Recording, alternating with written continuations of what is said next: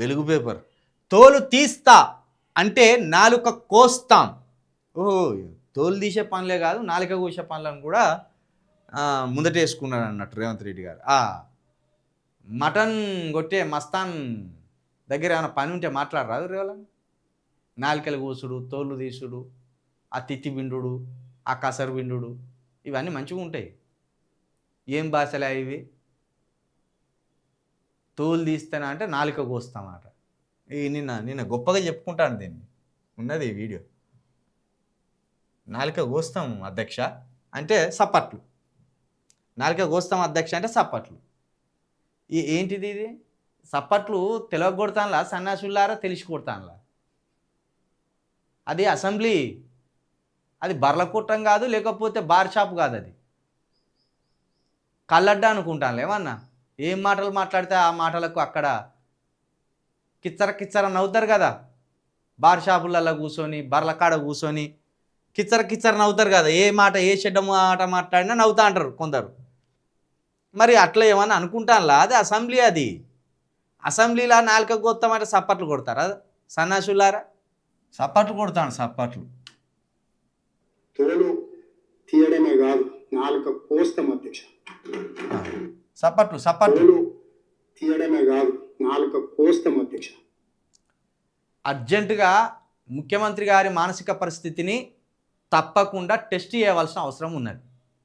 ఇది ఖచ్చితంగా ఎవరో ఒకరు దీన్ని బాధ్యతగా భావించండి. ఎందుకంటే ఇప్పుడు ఇది సాధారణంగా అనిపిస్తుంది కావచ్చు.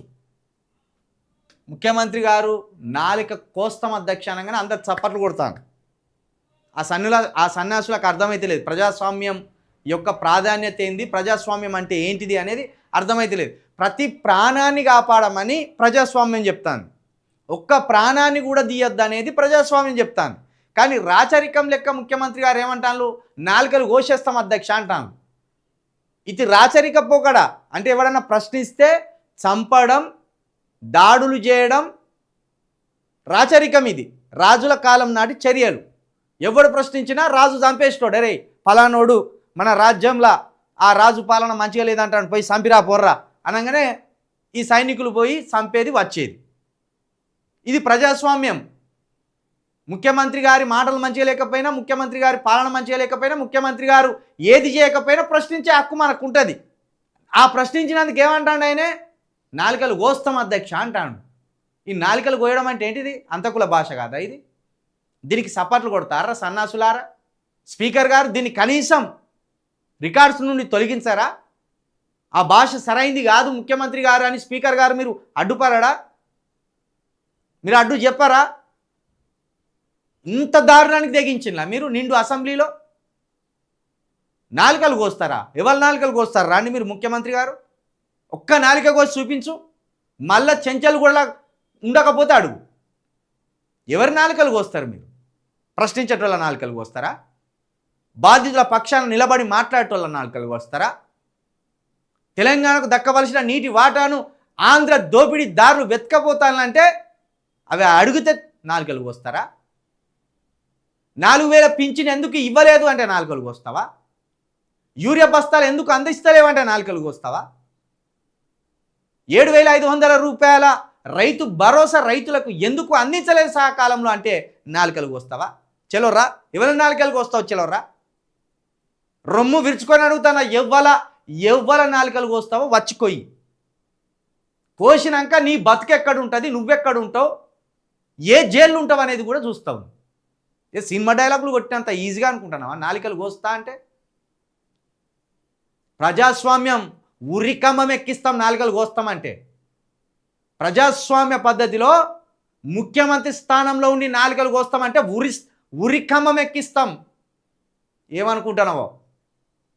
రాజ్యాంగ పరంగా, ప్రజాస్వామ్య పరంగా లోబడి మాట్లాడండి.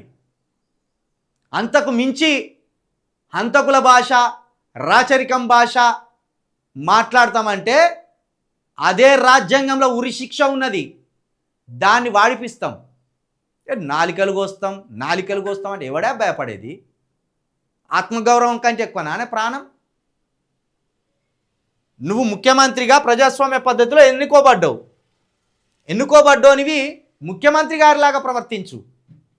ఓ టెర్రరిస్టులాగా, ఒక అంతకుడిలాగా మాట్లాడితే చెల్లిపోతుందంటే అక్కడ కూసున్న సన్యాసులు సప్పట్లు కొడతానేమో. మేము సప్పట్లు కొట్టాం. ఖచ్చితంగా న్యాయస్థానాలను ఆశ్రయిస్తాం. న్యాయస్థానాల ద్వారా నీ భాష ఏంది, నీ భాష దుర్మార్గం ఏంది నిలదీస్తాం.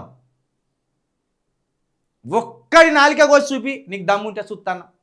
ఒక్కడి నాలిక కోసి చూపి, ఎక్కడుంటావో చూస్తాం. ఇక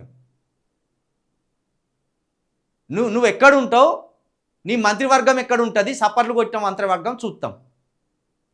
దీన్ని తేలిక తీసుకోవద్దు. ఇది ఇప్పుడు తేలిక కనబడుతుంది కావచ్చు, కానీ ఎన్నికల ముందు వరకు అధికారంలో ఉండి వీళ్ళు ఎన్ని అరాచకాలు సృష్టిస్తారో చూడండి. ఎందుకంటే ముఖ్యమంత్రి గారు మళ్ళీ గెలుస్తారు కావచ్చు, మనం ఎవరిని చంపినా ఎవడు అడగర్రా, సంపుడు మొదలు పెట్టుర్రు, ఎవడు ప్రశ్నించినా సంపుడు మొదలు పెట్టుర్రా అనే కాడికి వస్తుంది. తోలు తీస్తామంటే నాలిక కోస్తావా? తోలు తీస్తామని దేనికన్నారు? నీటి వాటాను ఎత్తుకపోతున్న దోపిడీదారుడి తోలు తీస్తామన్నారు. ఆ దోపిడీదారుడికి అడ్డుకట్టలేని ప్రభుత్వం తోలు తీస్తామన్నారు. వ్యక్తిగతంగా నీ తోలు తీస్తామని అనలేదు, మంత్రుల తోలు తీస్తామని అనలేదు. దాన్ని మర్చిపోకండి. ముఖ్యమంత్రి గారు మాటలు వెనక్కి తీసుకోండి. సభా అధ్యక్షుడిగా ఉన్న స్పీకర్ గారు రికార్డ్స్ నుండి దాన్ని తొలగించండి. చప్పట్లు కొట్టిన సన్నాసులకు చెప్పండి ఈ సంస్కృతి మంచిది కాదు, ఈ సాంప్రదాయం మంచిది కాదు అని. అది మర్చిపోతే మాత్రం బాగుండదు.